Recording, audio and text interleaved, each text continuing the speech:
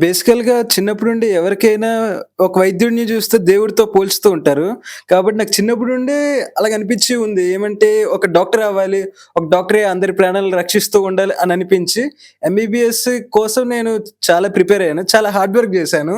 ఇంట్రెస్ట్‌తో అలాగా పూర్తి చేశాను. అలాగా ఇంటర్మీడియేట్ కూడా విజయవాడ గోశాలలో పూర్తి చేసి నీట్ పరీక్షల్లో మంచి ర్యాంక్ తీసుకొని ఎయిమ్స్ ఢిల్లీలో సీట్ సంపాదించుకున్నాను.